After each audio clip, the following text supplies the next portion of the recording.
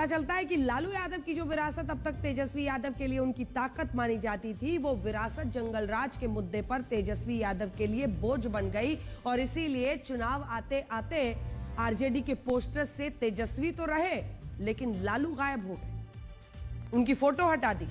इसका असर हमने चुनाव में भी देखा था, जब आरजेडी के बड़े बड़े पोस्टर से लालू यादव की तस्वीर गायब रही, जबकि लालू यादव अब भी आरजेडी के अध्यक्ष हैं। तीसरा, इन चुनाव में एनडीए के एन फैक्टर ने अपना जबरदस्त असर डाला और इस एन फैक्टर का मतलब है नरेंद्र और नीतीश की जोड़ी। बिहार की आम जनता ने इस जोड़ी पर अपना पूरा विश्वास दिखाया, दोनों पार्टियों को भर भर के सीटें दी हैं। मतलब अभी भी कई लोगों के लिए, बीजेपी वालों को भी यकीन हो रहा होगा, जेडीयू वालों को, क्योंकि जिस तरह की परफॉर्मेंस है, 101 सीटें लड़कर ऐसी परफॉर्मेंस है। सबसे बड़ी बात यह है कि प्रधानमंत्री मोदी, उनकी विश्वसनीयता, उन पर भरोसा, और मुख्यमंत्री नीतीश कुमार ने बिहार के शहरी ग्रामीण मतदाताओं को अपनी नीतियों से साधने की कोशिश की। इनमें ग्रामीण वोटर्स को केंद्र और राज्य सरकार की कल्याणकारी योजनाओं से जोड़ा गया, जबकि शहरी वोटर्स को विकास के मुद्दे पर साथ लाया गया। बिहार की आम जनता ने यह भी बता दिया कि जो डबल इंजन की सरकार से खुश हैं और उन्हें नरेंद्र और नीतीश की इस जोड़ी पर पूरा भरोसा है। यहां आपको यह भी देखना चाहिए कि इन चुनाव में दो टीमों के बीच मुकाबला था, जिनमें एनडीए की टीम से सभी पार्टियों ने ताबड़तोड़ बैटिंग की और कई चौके छक्के लगा दिए, लेकिन महागठबंधन की टीम में सभी पार्टियां कम स्कोर पर आउट हो गई। वीआईपी मुकेश सहनी, नया रिकॉर्ड बन रहा था। डेप्यूटी सीएम के लिए नाम अनाउंस किया गया था, लेकिन वो 0 सीटें 0 पर डक पर आउट हो गए।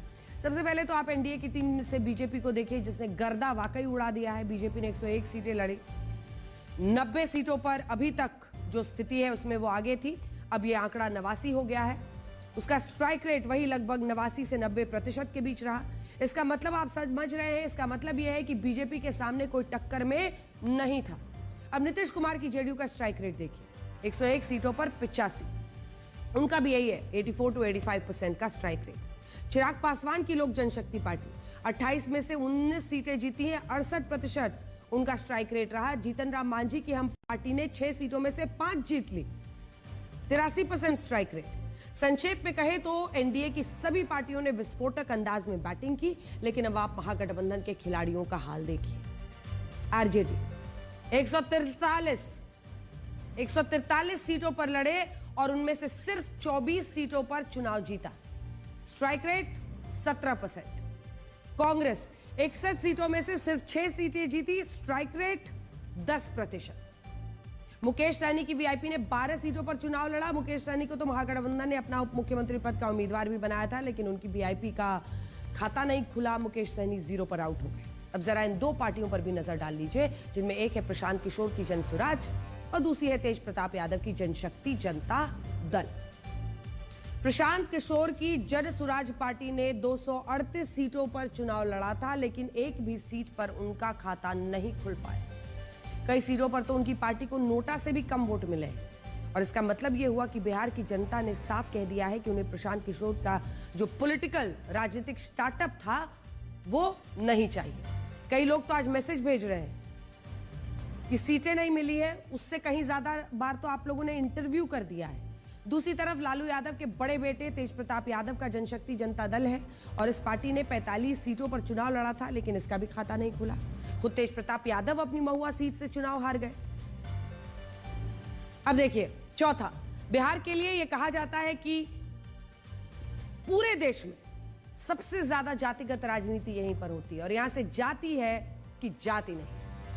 लेकिन आज के नतीजे बताते हैं कि बिहार के लोगों ने इस बार जाति से ऊपर उठकर अपना जनादेश दिया है। जिस तरह बिहार में एनडीए ने 243 में 203 सीटें जीती हैं, उससे यह पता चलता है कि यह जीत सभी पार्टियों और वर्गों के वोटों के बिना मुमकिन ही नहीं हो सकती और इसीलिए आप कह सकते हैं कि इस बार एनडीए को यह जीत जातियों से परे जाकर मिली है। पांचवा, इन नतीजों से यह भी पता चलता है कि जब जब प्रधानमंत्री नरेंद्र मोदी पर डायरेक्ट हमला हुआ, तब तक आम जनता उनके पक्ष में एकजुट हुई, वरना बीजेपी की इस तरह की परफॉर्मेंस। इस बार तेजस्वी यादव ने अपनी रैलियों में प्रधानमंत्री मोदी के खिलाफ वोट चोर, गद्दी चोर, कांग्रेस पार्टी का यही नारा ही था राहुल गांधी का। अपनी रैलियों में कहा कि प्रधानमंत्री मोदी वोट के लिए जनता के सामने नाच भी सकते हैं। और अगर आपको याद हो, उनकी मां का जो एआई वीडियो बनाया गया था, वो भी एक बड़ा बवाल बना। लेकिन इस तरह के डायरेक्ट हमलों से विपक्षी दलों को भारी नुकसान हुआ। बड़ी बात यह है कि विपक्षी दलों ने पिछली घटनाओं से भी सबक नहीं लिया और साल 2019 पता चलता